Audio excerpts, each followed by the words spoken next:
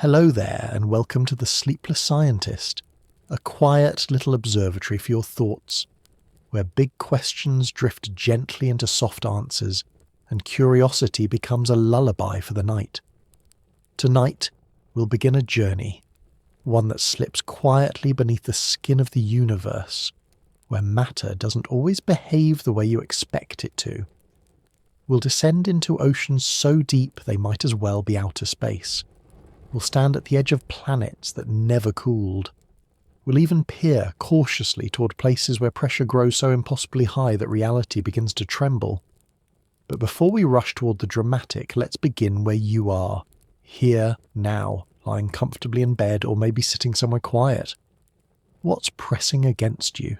A pillow, a blanket, the gentle gravity of Earth pulling your body just enough to remind you that you belong here.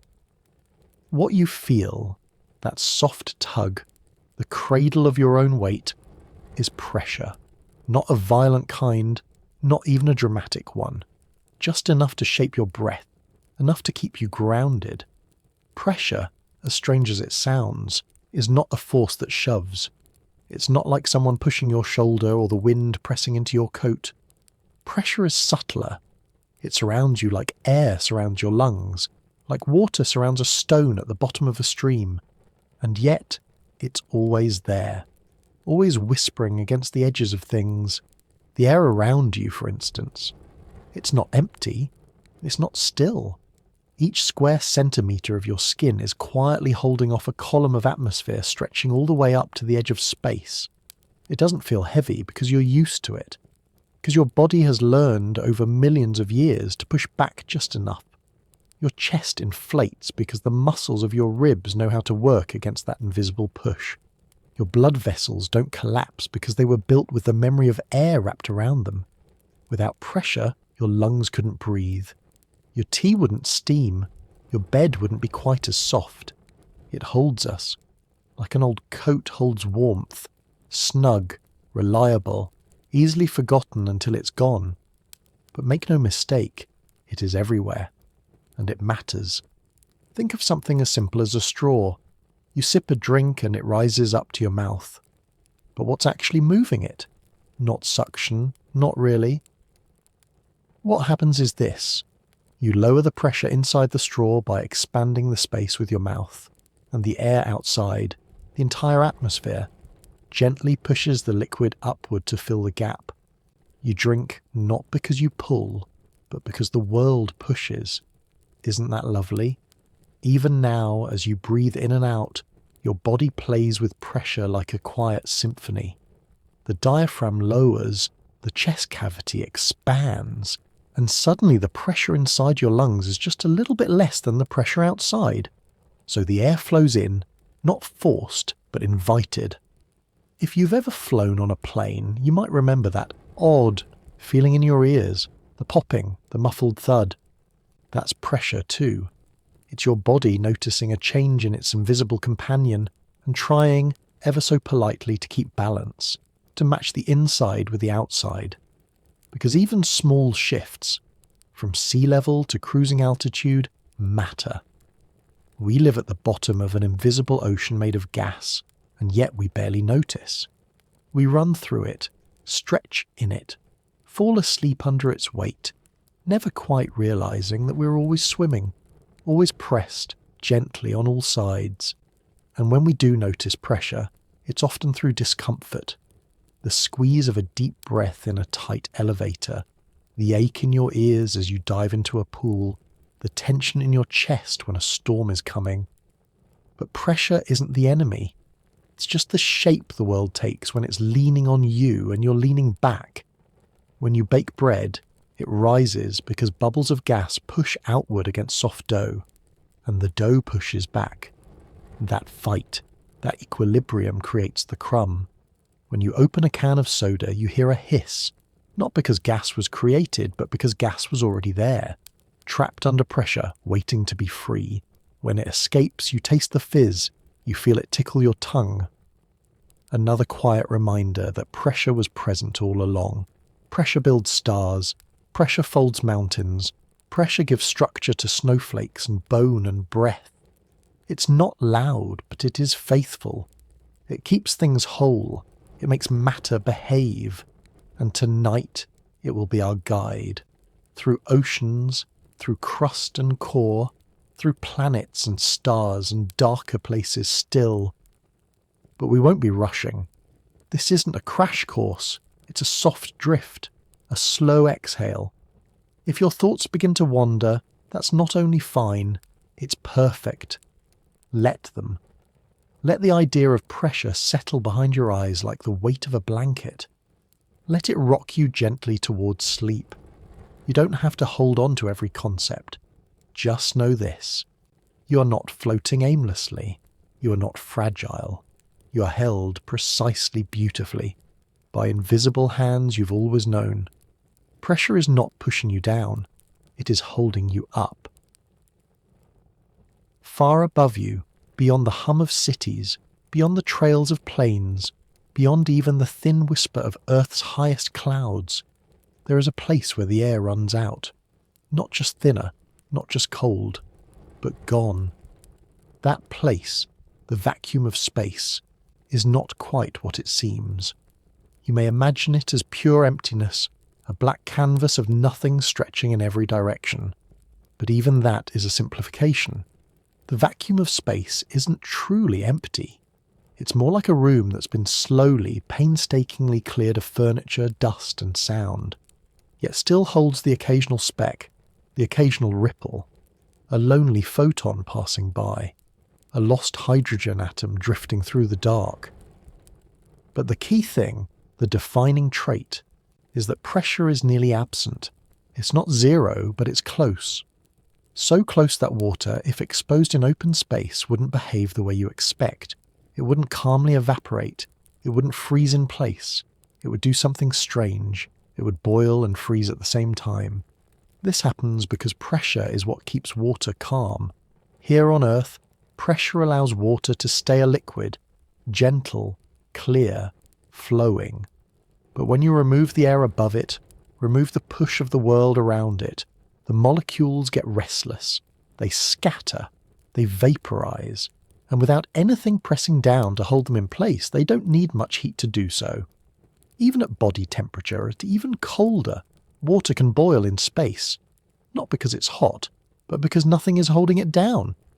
Now imagine that not just happening in a glass, but in a body, in skin, in tears, in breath.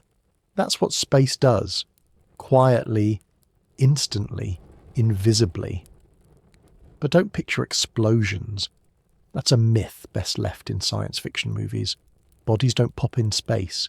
They don't ignite or shatter like glass. What happens is slower and somehow more eerie. The fluids in your mouth begin to boil. The moisture in your eyes starts to vanish. Your breath, if you held it in, could rupture your lungs. But even that doesn't happen with drama. It's just systems quietly failing, one by one, in a place not meant for them. And yet, despite the alien silence, space is not lifeless. Satellites drift, comets tumble, entire planets spin with perfect indifference. The silence isn't cruel, it just is. It's the silence of a stage before the music begins, a silence that goes on forever if no one presses play. Pressure in its absence shows us just how much it mattered. Without it, sound cannot travel. There is no air to carry vibrations. So in space, even if something enormous explodes, you wouldn't hear it. Not a bang, not a crackle, just light if you were looking. Or movement if you were close enough to see it unfold. And that's why astronauts describe spacewalks not as thrilling, but as surreal, peaceful.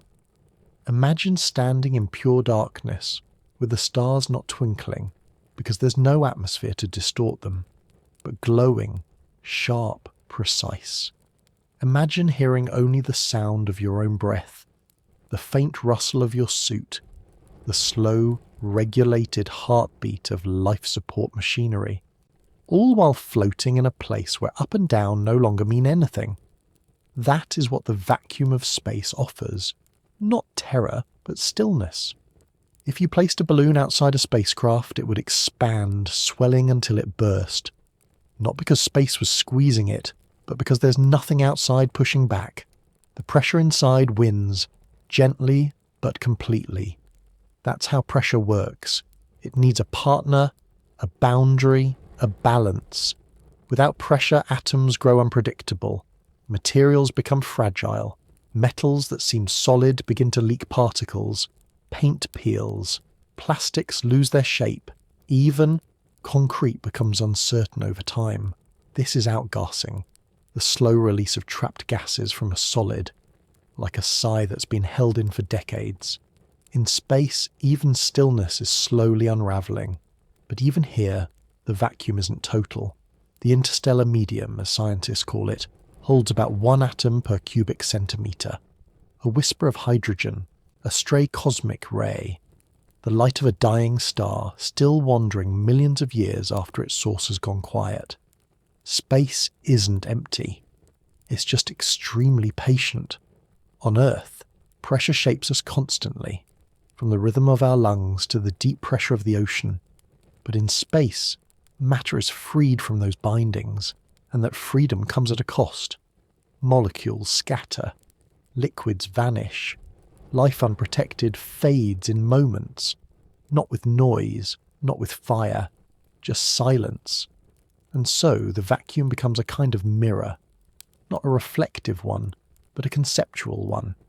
It shows us how dependent we are on our invisible environment, how every breath we take, every drop of water, every soft pillow or warm blanket, only works because of the pressure holding it all together. Tonight, as we drift through this vast, airless place, you might begin to feel small, not in a scary way, but in the way a single star might feel small in the tapestry of a galaxy. You are part of a world that has pressure, that makes pressure, that needs pressure. And just for a little while we've stepped away from that, to float quietly in the silence between the stars. Now that we've stepped into the vacuum of space, that quiet place where even water forgets how to behave, let's stay here a little longer, not to explore spacecraft or stars, but to consider something more familiar, more vulnerable, the human body. Not a starship or a robot, just skin, breath, and bone, floating in the dark. You may have heard the stories, that if a person were suddenly exposed to open space, their body would explode, that blood would boil, that eyes would freeze instantly, or that death would come in some kind of cinematic instant. Dramatic, terrifying, final. But like many myths dressed in science fiction clothing, the truth is quieter, more eerie, and somehow sadder. Let's imagine, gently, that you step outside a spacecraft without a suit. No panic, no screaming, just you, exposed to the void. What happens first is not pain, it's pressure, or rather the lack of it. The air inside your lungs becomes a danger. If you tried to hold your breath, that air would suddenly expand, searching for balance with the vacuum outside. It wouldn't be a clean stretch. The delicate tissues in your lungs might rupture like a balloon too full. If you exhaled completely before exposure, and astronauts are trained to do this, you'd avoid the worst of it, but that wouldn't save you for long. Within 10 to 15 seconds, unconsciousness would set in. Not because of vacuum itself, but because your blood is no longer being supplied with oxygen. You'd faint in silence, not from fear, just from a brain starved of breath. It's almost peaceful in a strange way. Your body wouldn't explode. That's pure movie magic. But you would swell, not grotesquely, but noticeably. The fluids under your skin, not just blood, but the water between your cells, would begin to vaporize in the absence of pressure. You'd puff up gently, as if becoming a balloon in slow motion. Your skin, wonderfully elastic, would hold you together, but your muscles would stiffen. Your mouth would go dry. Your eyes would remain open, blinking at nothing. The moisture on your tongue and in your throat would begin to boil, not with heat, but with vacuum. It's a strange kind of boiling, one that doesn't scald but evaporates. Saliva would refuse to behave. It would float, cling, resist. Tears wouldn't fall. They'd hover, suspended like lost beads of glass. The silence around you would be total. No breath, no sound, no scream, just stillness. After about 30 seconds, things would begin to deteriorate more seriously. Blood no longer circulates properly when there's no pressure to help it along. Capillaries could rupture. Gases in your digestive system would expand, causing discomfort, if you were still awake to notice it. Within 1 minute, life would begin to ebb. Not with drama, not with fire, but like a candle flickering in a windless room. And yet, this process isn't as final as it seems. If rescue came quickly, within a minute or so, and you were brought back into a pressurized environment, there's a good chance you could recover. No permanent harm, no lifelong damage, just a story of what it feels like to be almost nothing. The real danger isn't even the vacuum, it's the time. Time without oxygen, time without warmth, time for radiation and cold to creep in. And about that cold, space is cold, yes, but not like ice in a freezer. It's cold by absence, not by temperature. Because there are no molecules to carry heat away quickly, your body wouldn't instantly freeze. You'd radiate heat slowly, like a hot cup of tea left in a cold room with no air. It would take time to chill. Too much time for that to be your biggest problem. The universe, it turns out, doesn't hate you. It just doesn't need you. It makes no effort to destroy. It simply doesn't bend to your biology. Inside a spacecraft, everything is managed. Pressure, oxygen, temperature, all controlled with delicate precision. But outside, where none of those things exist, your body becomes a quiet contradiction. It remembers Earth. It expects resistance. It wants to breathe. But space does not answer. There's something humbling about that. Something that reminds us how finely tuned we are, not just to air, but to pressure, the exact balance of weight around us, the compression that holds cells in place, the atmospheric support that lets lungs inflate and hearts beat freely. We don't just live in it, we are shaped by it. Floating in the void, stripped of all that, the body becomes a kind of echo, a silhouette of Earth, misplaced. And yet, even here, in this strange, unsparing place, we can imagine, we can learn, we can survive if we prepare. Spacewalks happen every month aboard the International Space Station. Astronauts cocooned in layered suits breathe and move and work just outside our world's protective shell. A few centimetres of material, a carefully regulated internal pressure. That's all that separates life from silence. The void isn't trying to harm them, it's just being space. And they, wrapped in human cleverness, know how to move through it, carefully, quietly, and with a deep respect for the invisible boundaries we sometimes forget we have. So tonight, if your room feels especially still, if the air around you seems softer than usual, let yourself notice the way it holds you. You are not floating in a vacuum. You're resting in the gentle balance of inside and out. Every breath you take is a negotiation, a dance between pressure and permission. And unlike in space, this world lets you breathe. In the vast hush of space, survival isn't about fighting the void. It's about outsmarting it. There's no atmosphere to battle, no winds to shield against, no storms to withstand. There's just absence. The absence of pressure, of oxygen, of protection. And in that emptiness, the human response has been quietly ingenious. Build a bubble and bring Earth with you. That's what a spacecraft really is. A moving bubble of pressure, a fragile shell that pretends, as best it can, that you never left home.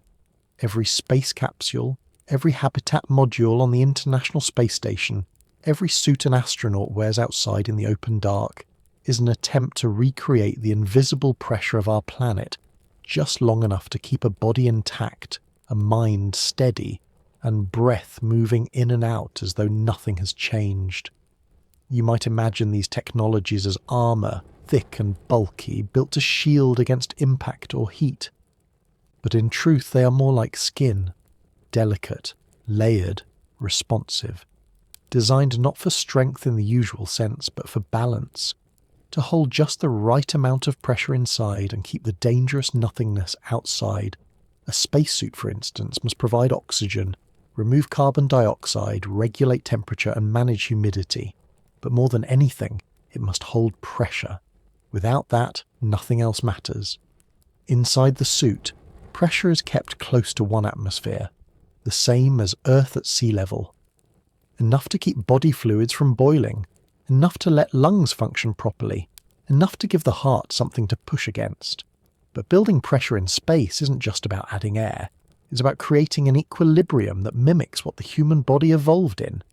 If the pressure is too low, gases in the blood can form bubbles, a condition similar to decompression sickness in divers. If it's too high, breathing becomes difficult. Muscles tire faster. The suit stiffens. Every gesture becomes a negotiation with the constraints of your temporary shell. And then there's the suit itself, a marvel of materials engineering. The outer layers protect against micrometeoroids, radiation, and extreme temperatures. The inner layers keep air sealed and pressure regulated. Between them, cooling systems circulate water to keep the body from overheating. Because in the vacuum, heat doesn't dissipate the way it does on Earth. You don't feel the air carry it away. Instead, it lingers, trapped, unless you build the right kind of circulation. Still, suits are temporary. A few hours, maybe 8. After that, you need a real room, a pressurized chamber, a bubble big enough to move freely, to eat, to sleep, to think. Spacecraft provide that. For a while. But even they are not immune to the challenges of living without pressure. In space, materials behave differently over time. What seems solid on Earth can slowly begin to fail when left drifting in the vacuum. Paint peels, plastics shrink and crack, rubber stiffens, adhesives weaken. This is due to a process called outgassing, where trapped gases inside a material slowly escape in the absence of external pressure. Even metal is not immune. Certain alloys lose microscopic particles, components become brittle, electronics degrade faster. Inside spacecraft, engineers account for this. Materials are carefully chosen not just for strength or flexibility, but for how they behave over years of exposure to vacuum. New components are tested in vacuum chambers on Earth, sealed rooms that simulate the silence and emptiness of space, where designers watch how glues seep, how coatings flake, how polymers degrade.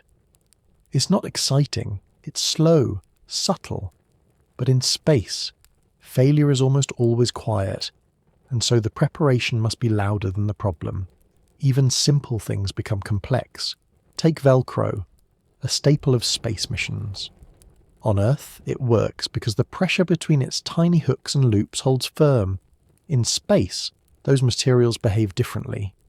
Dust from deteriorating fabric floats freely, sticking to everything. That's why astronauts often find themselves brushing equipment, cleaning vents, or checking seals, not because anything broke violently, but because pressure, once gone, starts to pull things apart slowly, invisibly, relentlessly. That's the truth of it. The danger in space isn't in explosions or impacts, but in fragility. You're not surrounded by danger in the traditional sense. You're surrounded by the absence of all the things your body needs to exist. Pressure, oxygen, gravity, all missing. So you bring them with you, packed into a shell that pretends they never left. And this shell, your little personal Earth, becomes your lifeline. Every square centimetre of suit and ship is a reminder of just how unusual life is, just how rare. Because pressure, in the right amount, with the right temperature and the right gases, is not common. Not in space, not in the solar system, not even in most places on Earth. It's something that had to be earned, preserved, and carried. Astronauts often describe the experience of suiting up not as thrilling, but as grounding. There's a ritual to it, a checklist, a seal, a pressurization test. It's like stepping into a miniature world and then walking that world into the void. And inside that suit, inside that artificial shell, a heartbeat continues. A breath flows in and out. And somewhere back on Earth, someone watches, monitors, waits. Because even when you're floating in silence, you're never truly alone. You're tethered, not just by cables or communication, but by design, by intention, by the quiet miracle of pressure held in place. And maybe that's the most beautiful part. That in order to move through the most hostile, empty places the universe offers, we didn't build weapons or walls. We built bubbles. Gentle, careful bubbles. Homes made not of steel, but of softness and precision. Tonight, as you lie under your own roof, surrounded by gentle air, by warmth and weight and breath, know that the world you inhabit, the pressure that wraps around you, is what makes your life possible. It is not guaranteed, but it is here and it is kind. The ocean is not a place of edges. It doesn't fall off cliffs or stop with a warning sign. It doesn't announce its depth with sudden changes. Instead, it folds downward, layer by layer, in a slow and silent descent, a blue silence that deepens the farther you go. And with every meter, the world presses in a little more. At sea level, the pressure you feel is roughly 1 atmosphere, the weight of the air above you. Your body doesn't notice. It's matched internally. Your lungs are filled, your skin is relaxed, your cells are at peace. But dip below the surface of the sea, and that balance begins to shift. For every 10 meters, about the height of a modest house, the pressure increases by 1 additional atmosphere. 10 meters, 2 atmospheres. 20 meters, 3. By the time you reach just 100 meters, the pressure around you is 10 times greater than what your body was built for. And yet, at first, you may not notice. Water doesn't feel heavy on the skin. It presses evenly, softly, invisibly. But inside, your body begins to respond. Your lungs, the most sensitive of organs to volume changes, start to compress. The air you breathe becomes denser. Movement slow. Sound travels faster, but muffled. Your voice, if it could carry away, would sound like someone else's. Most recreational scuba divers stay above 40 meters. Below that, nitrogen begins to act strangely in the bloodstream, creating a narcotic effect, a kind of dreamy confusion, sometimes called the rapture of the deep. It's not the pressure itself that does this, but how gases behave under it. What was once safe becomes unpredictable. At around 100 meters, the human body begins to meet its natural limits. Breath-hold divers, those who descend on a single lungful of air, can sometimes go deeper. But they are exceptional, trained, their hearts slow, blood flow redistributes, and even they return quickly. Because the deeper you go, the less room for error you have. Submersibles can travel far deeper. They are built for it. But they must be designed with great care, not because of what's inside, but because of what's outside. The pressure at 1,000 meters is 100 atmospheres. That's the equivalent of stacking 100 Earth's worth of atmosphere on top of your head. Not just air, but the weight of oceans above you, pressing in all directions, not aggressively, just constantly. What fails first in this world is usually not the human body. It's the things we build. Metals bend, glass cracks, seals rupture. Even a pinhole can become catastrophic. Water doesn't rush in, it slams in, not because it's angry, but because it's invited. The tiniest weakness becomes a silent door to destruction. And yet, we explore, slowly, cautiously, because there is something magnetic about the deep, a mystery wrapped not in danger, but in silence.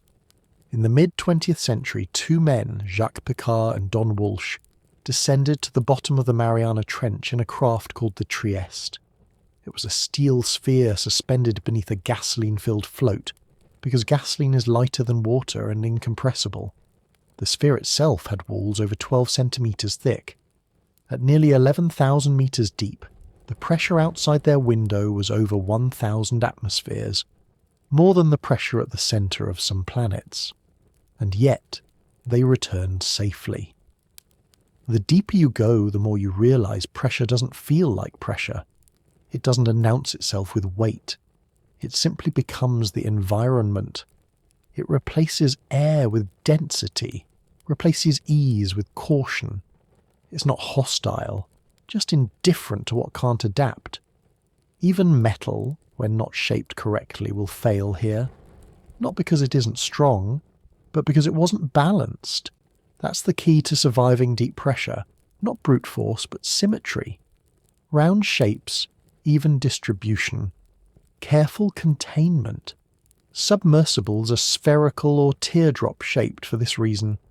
They let the ocean's pressure fold over them like water over stone. For the human body, this realm is foreign. Our bones would not snap. They are strong enough. But our lungs filled with air would compress to dangerous levels. Our blood, if gases weren't controlled, could fizz like soda.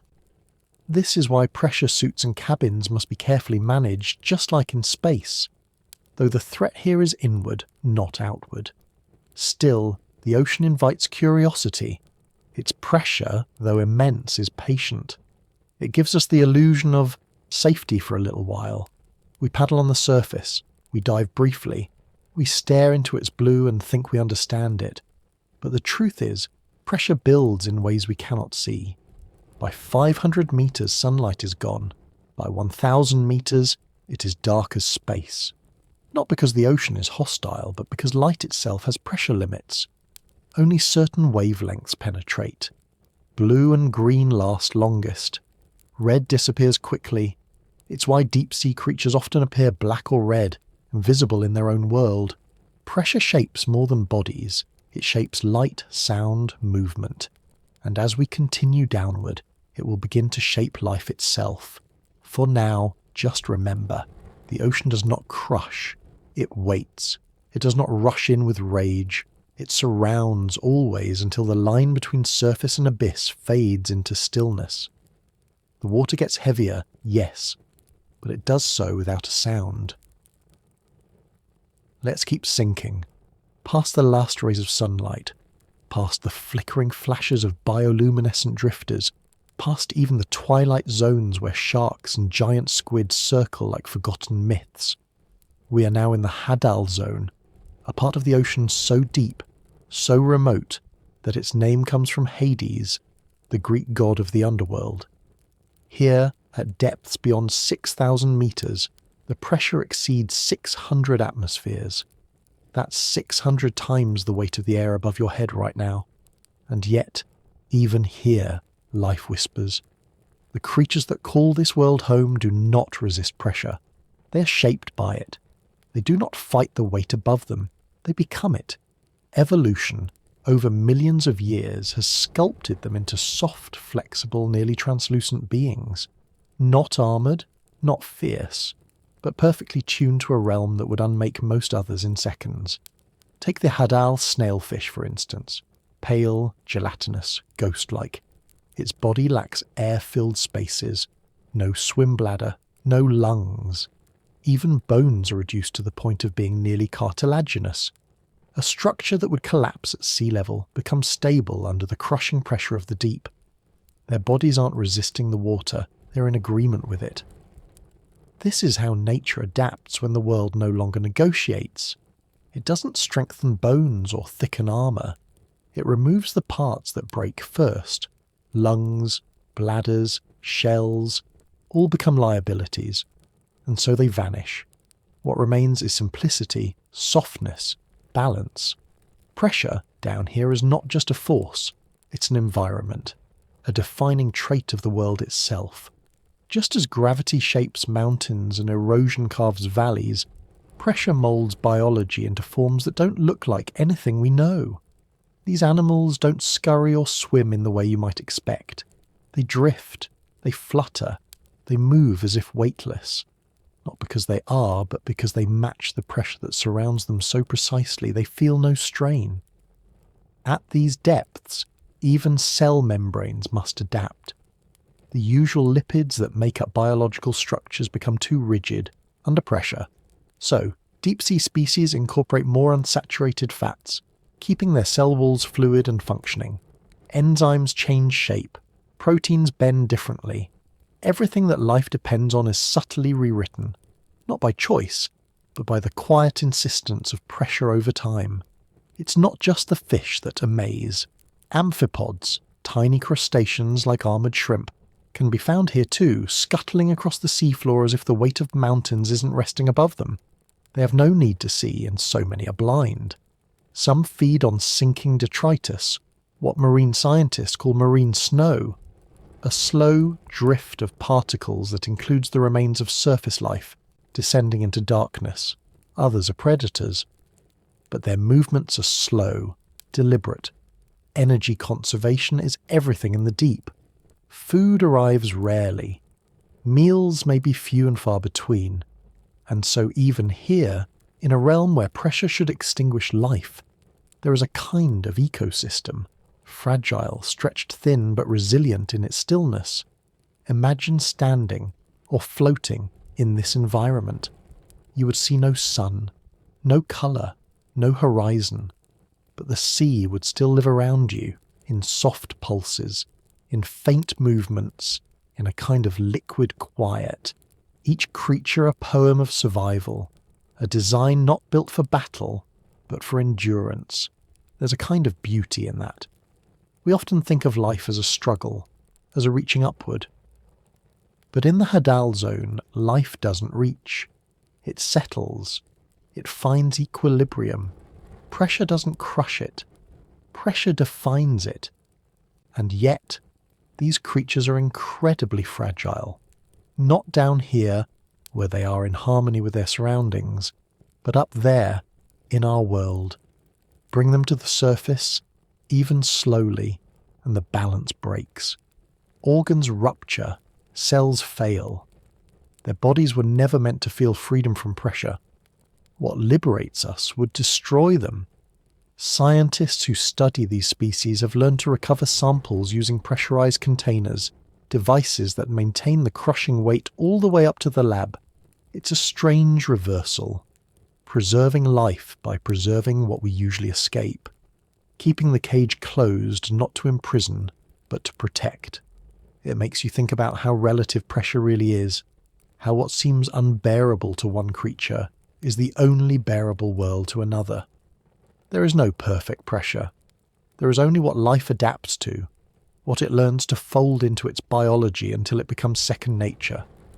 The hadal zone, in all its silence, tells us something profound about existence.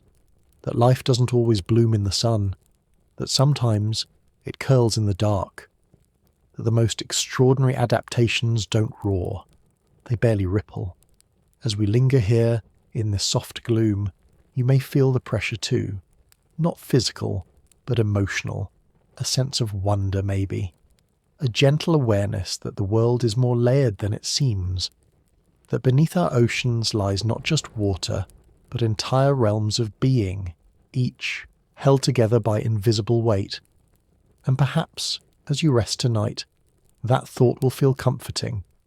You are, after all, not far from these creatures. Just a few kilometres of rock and water lie between your bed and their world. Yet both of you are shaped by the same principle. Pressure. One in abundance, one in balance. Both quietly alive. The deeper you go, the quieter it becomes. But the pressure never stops. It doesn't rest, doesn't plateau, doesn't decide you've gone far enough. It keeps increasing patiently without sound or struggle. Until, at the very bottom of the ocean in the Mariana Trench, it reaches over 1,000 atmospheres. That's more than a ton of weight per square centimetre. 1,000 silent hands pressing on every surface, every edge, every seam. Down here, In a place humans have only briefly visited, the rules change.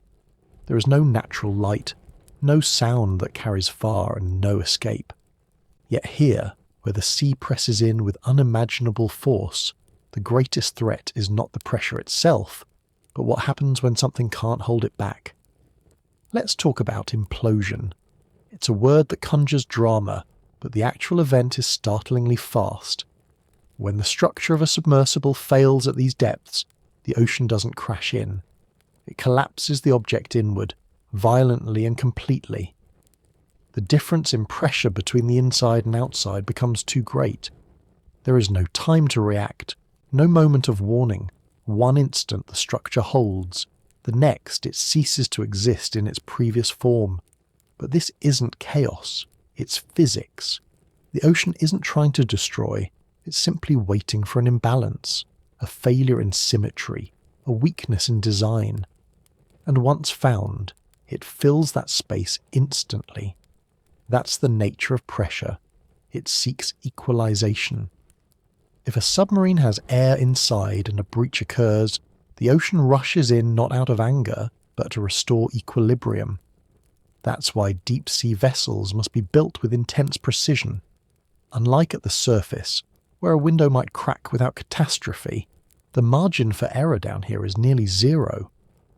The Trieste, the pioneering submersible that reached Challenger Deep in 1960, had a crew capsule shaped like a sphere, the most efficient shape for withstanding pressure evenly.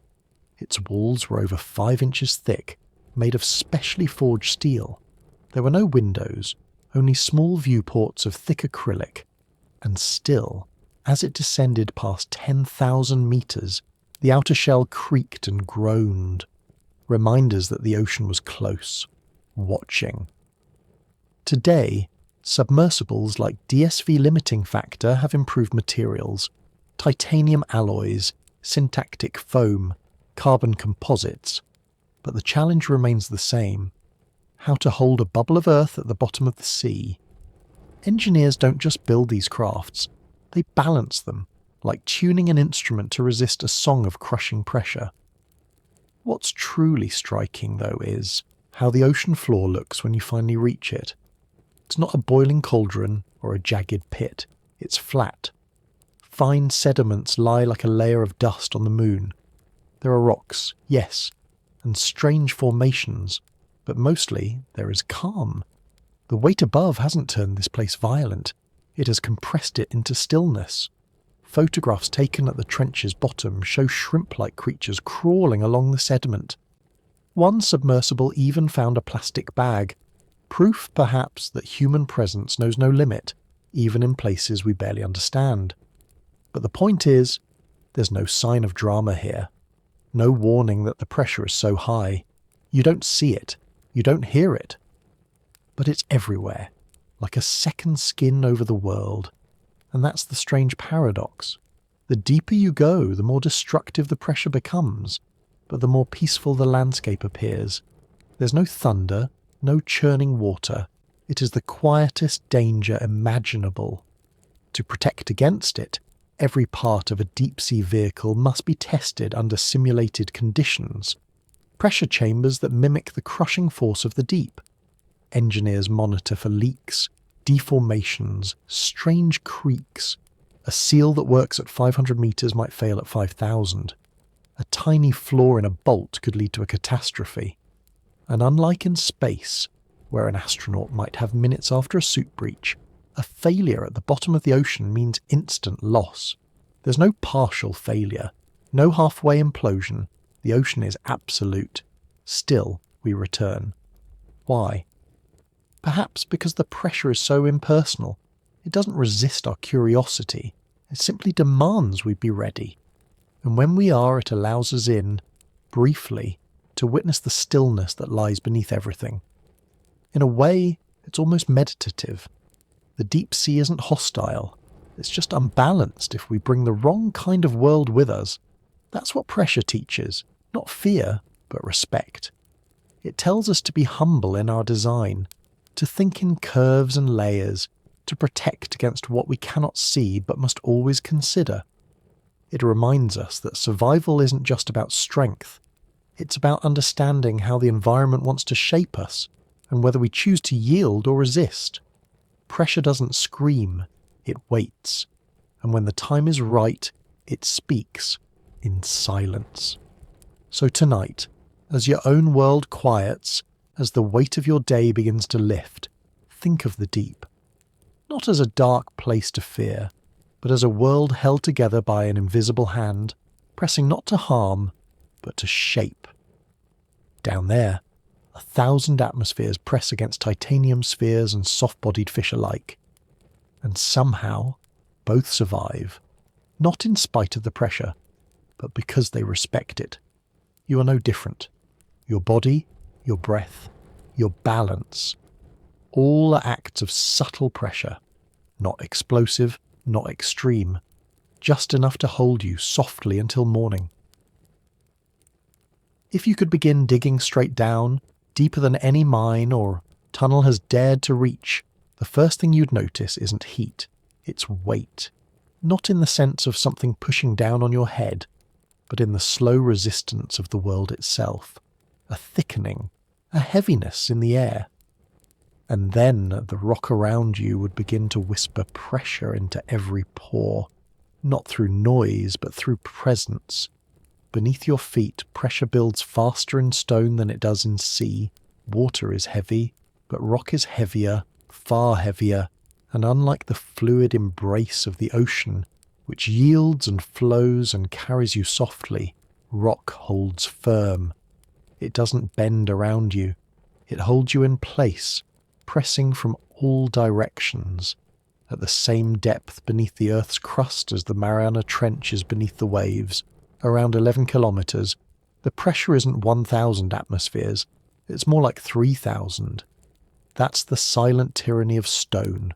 It stacks more densely, it piles more unforgivingly, and it doesn't offer the momentary buoyancy that water does.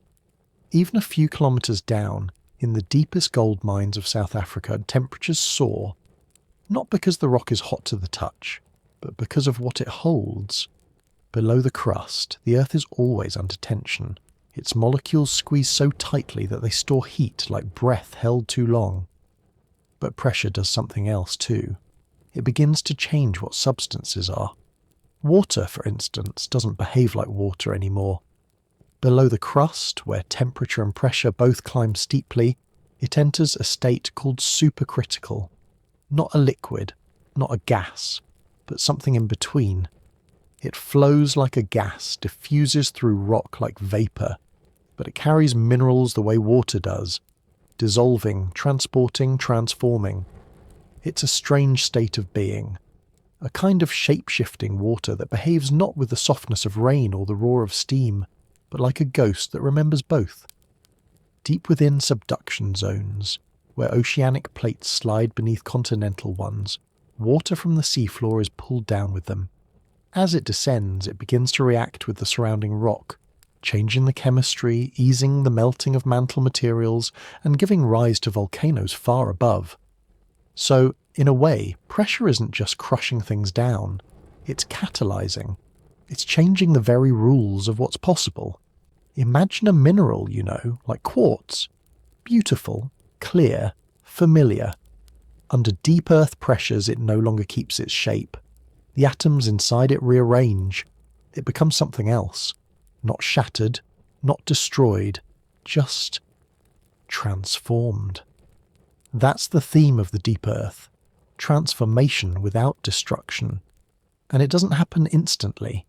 It takes kilometres of descent, millions of years. The rock doesn't rush, it waits. It listens to pressure and responds accordingly. We often think of the Earth's interior as a place of fire, and it is, eventually. But before the heat overwhelms, it's the pressure that speaks loudest. It forces water into new forms. It reshapes minerals. It lays the foundation for everything deeper. The mysterious mantle, the roiling outer core, the solid, hot heart at the centre of it all. And yet, so much of it remains hidden. We've never dug past the crust. Our drills, though mighty, still fall short of reaching the mantle, let alone the core. What we know comes from indirect signs, seismic waves that bounce and bend through Earth's layers, mineral samples pushed up from deep within by volcanic activity, high-pressure experiments in labs, squeezing rocks between diamond anvils until they whisper the same secrets the Earth does. Still, we can imagine. And as you lie here tonight, think of the ground beneath you, not just as solid, but as layered with invisible weight, not oppressive, just ever-present. Think of the water flowing in silent, supercritical rivers between grains of mineral, of molecules reshaping themselves into forms they never would have become under sunlight, of rocks carrying secrets from depths we've only guessed at. The crust you walk on is thin, just a shell. Beneath it, pressure tells a different story, a slow story, a patient one, in which time and force work together, not to break, but to build something new. So rest now, knowing that below you, far beneath where your feet have ever stepped, the Earth is still forming, not through violence, but through pressure, not with sound, but with silence. Deep within the Earth, there are oceans you'll never see, not because they're far away, or because they lie beneath ice, or even because they've dried up, but because they were never meant to be surfaced. These oceans are made of water, yes, but not in the way you know it. They don't shimmer or ripple, they don't crash on shores or rise in tides. They exist in silence, locked inside crystals, held tight by pressure and time. The deeper you go beneath the crust, the more matter begins to shift, not in colour or texture, but in structure. Molecules rearrange. Minerals that seemed stable start to fold themselves into new shapes. Not broken, but reordered. This is what scientists call a phase transition. It's not melting or boiling, it's something quieter. Imagine taking a cube and squeezing it until it becomes an octahedron. Still solid, still made of the same atoms but organised differently, adapted to pressure it didn't used to know. One of the most remarkable of these minerals is called ringwoodite. It's a high-pressure form of a very common mineral, olivine, which makes up much of the Earth's upper mantle. But under the crushing pressure of the lower transition zone, roughly 500 to 700 kilometers below your feet, olivine changes. It rearranges itself into ringwoodite, a denser, tighter crystal. And in that rearrangement, something surprising happens. Ringwoodite traps water, not in pools or droplets, not as ice or steam, but as hydroxide ions, chemically bonded, into the mineral structure itself. Water, but not flowing. Water hidden inside rock, held in place by the intense pressure that forged the mineral to begin with. When a sample of ringwoodite was finally discovered in a diamond brought up from deep within the Earth, a tiny fragment of the mantle caught in carbon's unbreakable grip, scientists were astonished. The sample contained about 1.5% water by weight. That may not sound like much, until you consider just how vast the mantle is. If this water content is common throughout the transition zone, it would mean there's more water inside the Earth than in all the oceans on the surface. Maybe 3 times more. Just imagine that for a moment. An ocean, not on top of the Earth, but within it. An ocean with no surface, no waves, no shores. A global reservoir held in tension, not by gravity, but by crystal structure. It's not something you could swim in. It's something you'd need to become a mineral to touch. And what makes this possible? Pressure. Nothing else would force water into such a strange arrangement. It's the sheer weight of rock, stacked layer upon layer over hundreds of kilometers, that pushes atoms into configurations they'd never choose on the surface. We often think of pressure as something that limits, that crushes. But here, it preserves. It keeps water from escaping. It holds a secret beneath your feet, one that might explain why Earth has oceans at all.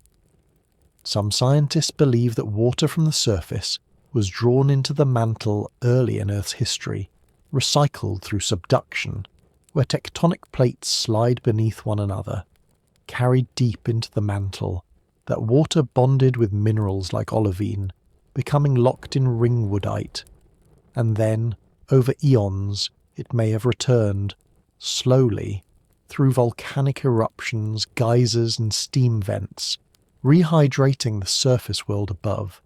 So when you sip water from a glass, or feel rain on your skin, you might be touching something that once hid in the Earth's deepest vaults, something that slept in rock before it flowed in rivers, something that only pressure could hold. This hidden ocean changes how we think of our planet. It suggests that Earth isn't a dry rock with wet paint, it's a deeply soaked sponge with water interwoven through its very structure.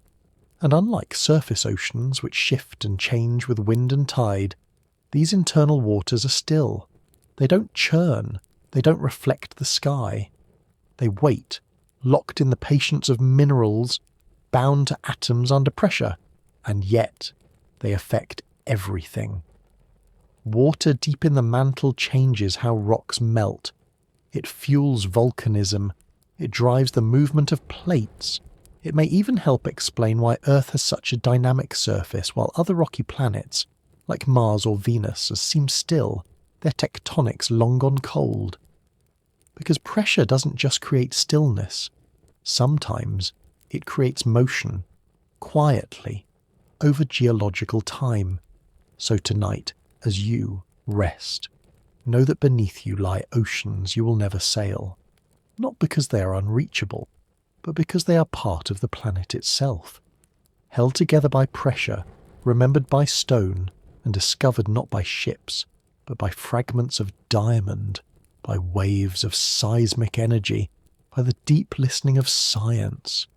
Ringwoodite may never shimmer in the sun, but it holds a reflection all the same of how the Earth keeps its stories, not only in the sky or the sea, but in silence far below. The farther you travel beneath the Earth's surface, the more reality begins to blur. Rocks behave like soft clay. Water behaves like a ghost.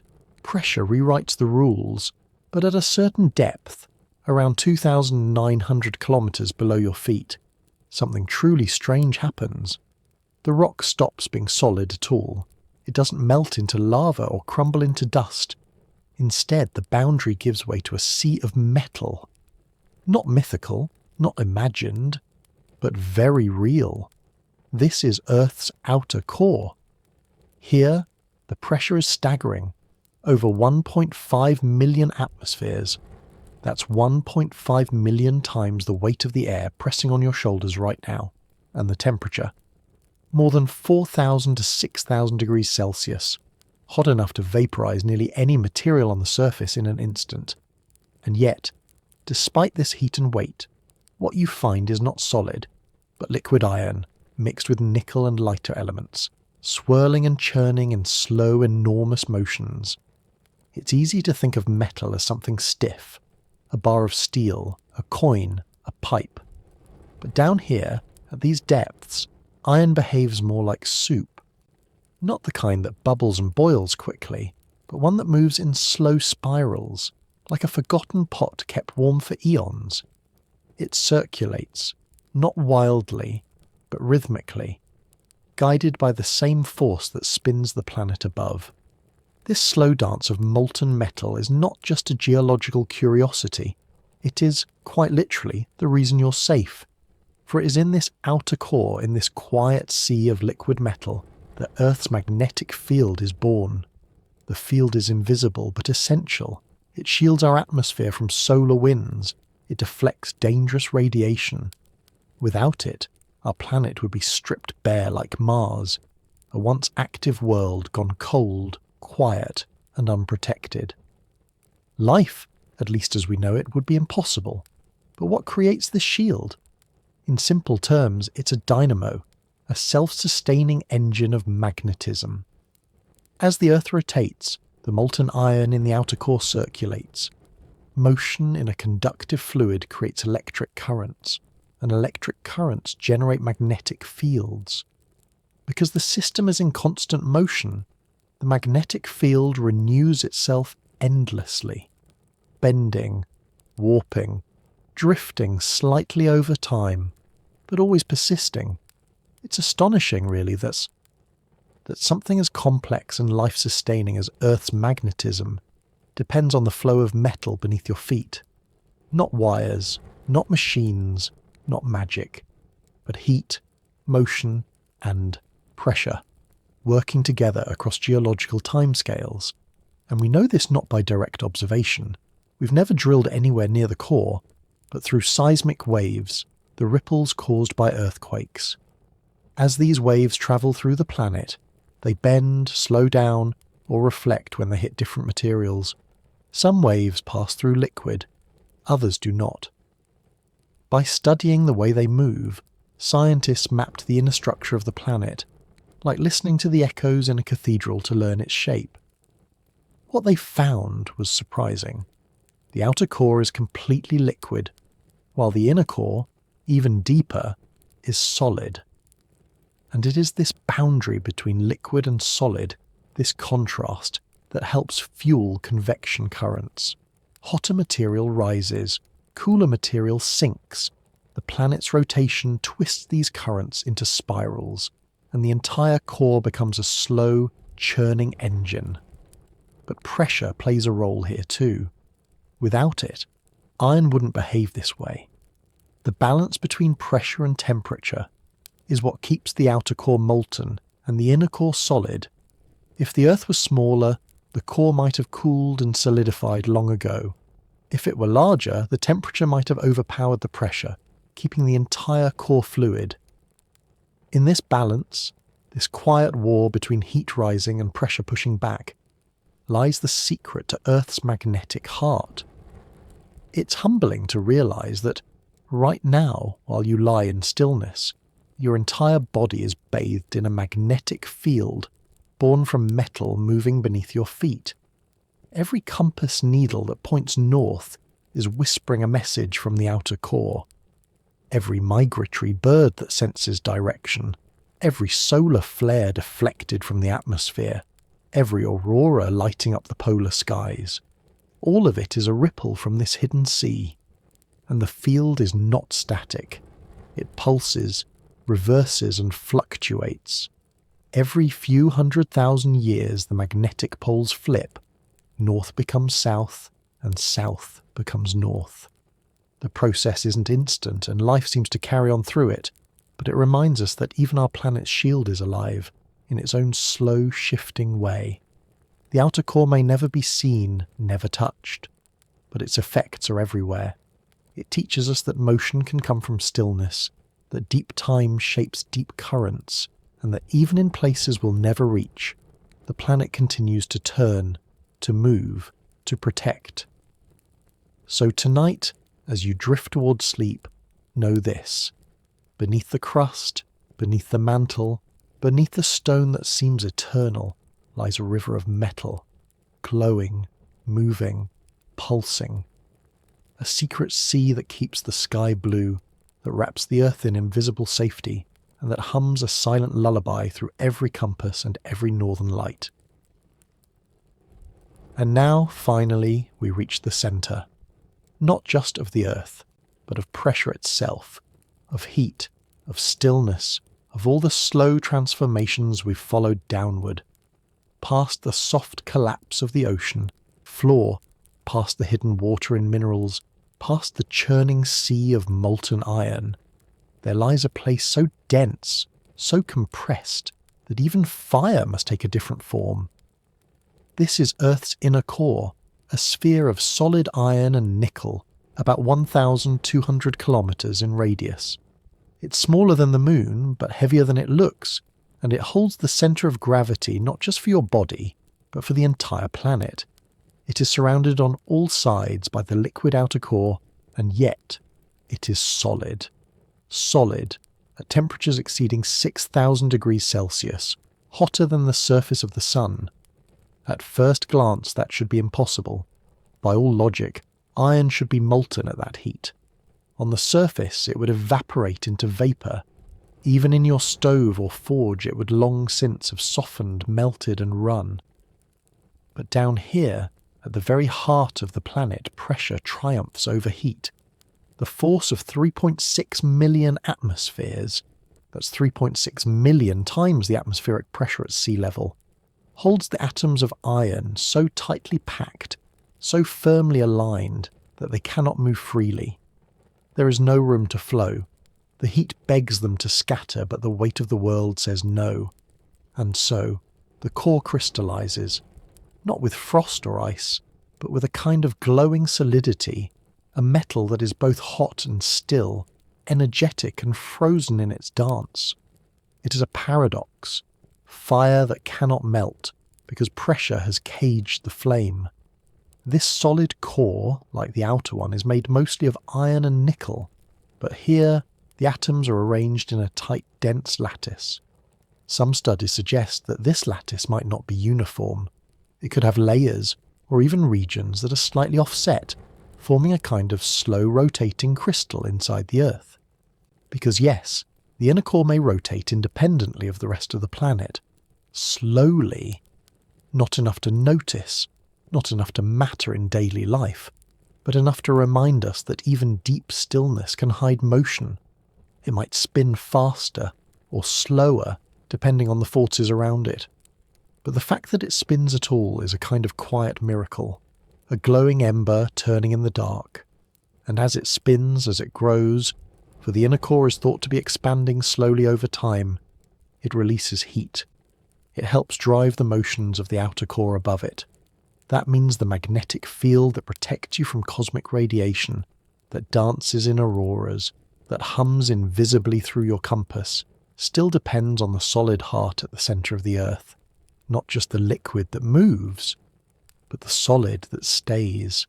Think of that the stillness is what drives the storm, that the deepest part of the planet, the one most hidden, most impossible to reach, is quietly helping sustain everything above. The forests, the clouds, the air you breathe, the satellites that orbit us, the oceans we sail, all of it owes something to this dense, unseen fire. And yet, we know so little about it. We cannot go there. We cannot drill. The deepest humans have dug is about 12 kilometres, a fraction of a percent of the distance to the centre. Our knowledge comes from seismic waves, from theory, from experiments that simulate high pressure in diamond anvil cells. It is a science of shadows and echoes, of educated guesses stitched together with patient precision. Some believe that the inner core might not be a perfect sphere, that it could be lopsided, slightly off-centre, or even changing over time. Some suggest that parts of it are soft, or different in composition, or younger than we thought. But all agree, it is central, not just physically, but symbolically. It is the Earth's deepest identity, and maybe in some quiet way, it's comforting to think there's a place in the universe, not light years away, but just below you, where pressure and heat have reached such a perfect balance that they cancel each other out. That in this small sphere of impossibility, there is peace. No noise, no movement, just a kind of glow in permanence. The outer layers of the Earth shift, crack, drift. Continents move, oceans rise, volcanoes explode, weather changes, but the core, it endures. Slowly, silently, it beats like a heart you cannot hear. And tonight, as you settle into your own quiet, remember, the Earth beneath you is not asleep. It is holding you, gently, not with hands or ropes, but with gravity, magnetism, and the pressure of ages. You walk each day on the surface of a planet that is, at its core, on fire, but not burning, hot, but not destroyed, alive, but not frantic. And in that balance, perhaps, lies a kind of lesson, that what holds us together is not always what moves quickly. Sometimes it is the part that resists, that waits, that remains firm, even when the world around it swirls. The inner core is not where life began, but it might be why life could begin at all, and it is still there, waiting, listening, glowing. A lighthouse that no one can see, but that every compass follows. Let's start with something small. A piece of graphite, perhaps. The dark, soft material inside a pencil. You've seen it 1,000 times. It marks paper, smudges fingers, snaps under pressure. It's unremarkable, ordinary. But that's just one version of carbon. Press it enough, not with a hand or a hammer, but with the weight of the earth itself, and something begins to change. The atoms inside it, once loosely held, begin to shift. They reorient. They settle into new bonds. And given enough heat and enough time, graphite becomes something entirely different. It becomes a diamond. This transformation isn't a sudden one. It takes millions of years and requires conditions deep within the Earth, around 150 kilometers beneath the surface, where temperatures climb past 1,200 degrees Celsius and pressures reach over 50,000 atmospheres. Down there, carbon is not given a choice. It becomes what pressure demands, the tightest, most efficient version of itself. Diamonds are often seen as symbols of luxury, permanence, or romance. But from a scientific perspective, they're something more elegant, a record of pure atomic restraint. Each carbon atom is bonded to 4 others in a rigid, repeating structure. Nothing wasted, nothing loose, every bond tight and strong. The result is the hardest naturally occurring substance on Earth. It doesn't just shine, it endures. But while diamonds in nature take millennia to form, scientists have found a way to recreate that journey in a much smaller, faster, more controlled setting. Enter the diamond anvil cell. It sounds like a tool from the blacksmith's forge, but it's delicate, and small enough to fit in the palm of your hand. At its heart are 2 opposing diamonds, their tips facing one another. Between them, a sample no bigger than a grain of sand is placed. Then, the diamonds are slowly pushed together.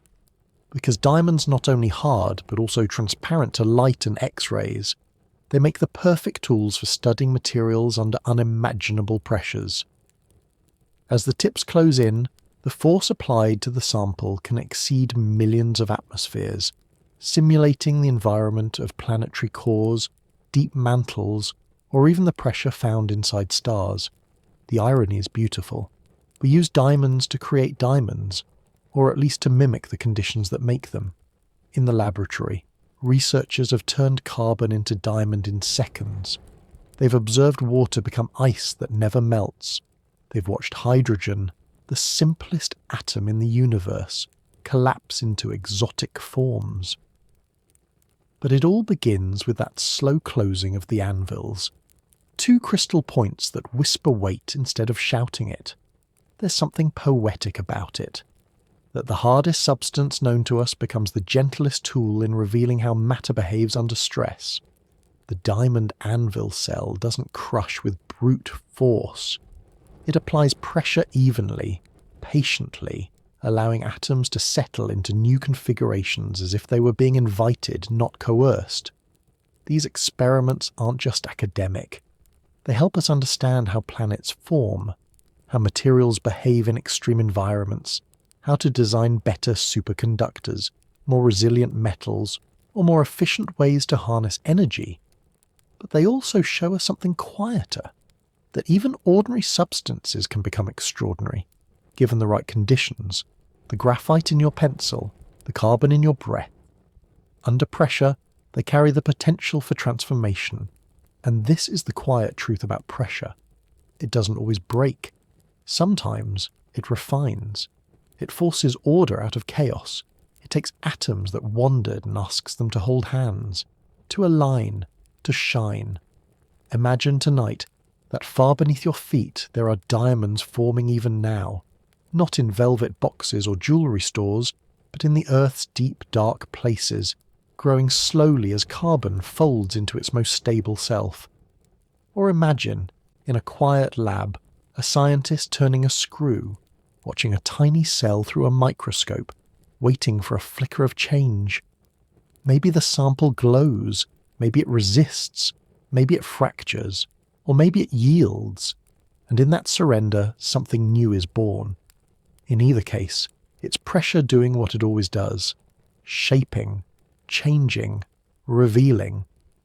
And so, as you lie here, let your thoughts drift to crystals growing in silence, to diamonds forming in the dark, to atoms rearranging themselves into the most perfect patterns nature allows. They don't do it for show. They don't do it to be rare. They do it because the world is heavier than we know, and this is how matter says yes to the weight. At the edge of imagination, there lives a strange idea that the lightest, most abundant element in the universe, hydrogen, can be turned into a metal, not in some distant galaxy or in the heat of a dying star, but right here, under enough pressure, in a small laboratory on Earth. Hydrogen is everywhere. It fills stars. It makes up most of Jupiter and Saturn. It was the first element born after the Big Bang, and it still floats freely through space, pairing up to form the simplest molecule, H2. At room temperature and pressure, it's a gas, colourless, odourless, invisible. It escapes with ease. It slips through seals. It doesn't like to be held, but under pressure, hydrogen changes. It stops floating and begins to fold. Its electrons, which normally orbit freely in pairs, start to feel the squeeze.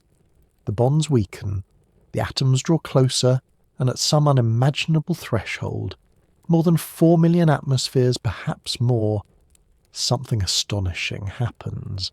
Hydrogen begins to behave like a metal. A metal, in this sense, isn't shiny like silver or gold necessarily. It's about how electrons move, freely, like a river instead of in bound pairs. In metallic hydrogen, electrons flow. The gas becomes conductive, reflective. It might even, in its purest form, become a superconductor, a material that carries electricity with zero resistance. No heat lost, no energy wasted. A perfect channel. Scientists have pursued this dream for nearly a century. In 1935, two physicists, Eugene Wigner and Hillard Bell Huntington, proposed that metallic hydrogen could exist under intense compression. Since then, experiments have pressed hydrogen between diamonds, heated it with lasers, studied it under microscopes, always searching for that elusive shimmer, that flicker of change. The difficulty lies not just in the pressure required, though it is extraordinary, but in knowing what you've made. Hydrogen is elusive. It doesn't stay still, and when it does change, it doesn't shout. It reflects. It bends light differently. It becomes quiet in a different way. Some scientists claim to have glimpsed it, a tiny sample in a diamond anvil cell that briefly turned reflective, like a mirror made of nothing. Others remain cautious. The sample was small, unstable. The observation was difficult, but even if we haven't made true metallic hydrogen yet, the possibility remains, and that possibility matters. Because deep inside Jupiter and Saturn, metallic hydrogen may already exist, not in tiny lab-grown fragments, but in vast global layers. These gas giants are made mostly of hydrogen, but under their immense gravity, that hydrogen is compressed far beyond what Earth can naturally offer. At those pressures, tens of millions of atmospheres, hydrogen may become metallic naturally.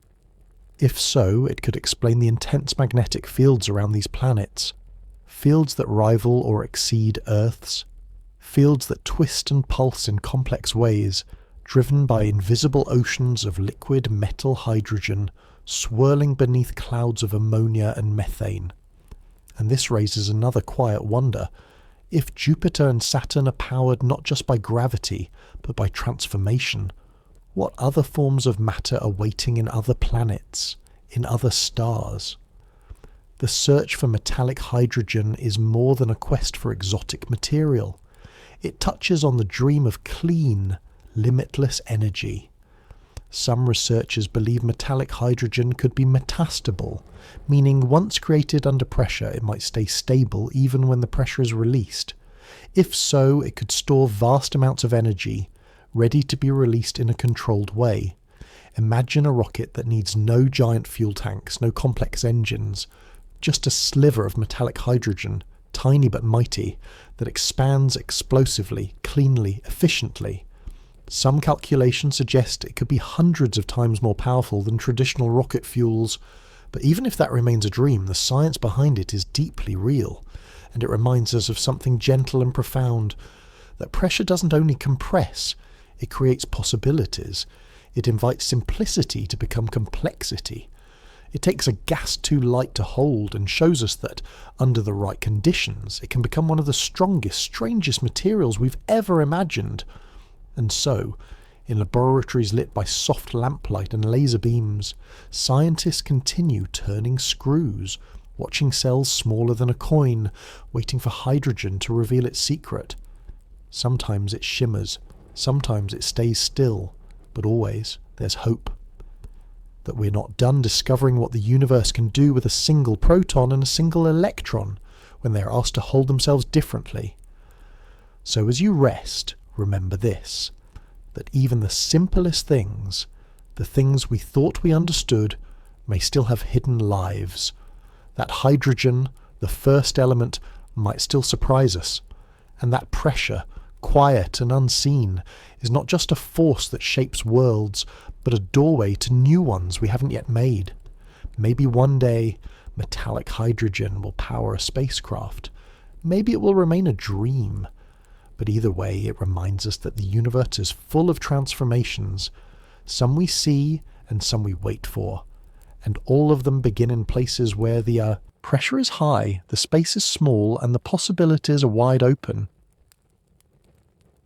If you placed a glass of water in your freezer, you'd expect it to turn solid, rigid, cold, and still. The molecules slow down, lock into place, and the liquid becomes a crystal of ice. It's simple, comforting even. Transformation we know by heart. But deep inside planets like Uranus and Neptune, water behaves very differently. It doesn't freeze, it doesn't boil, it doesn't even flow in the ways we're used to.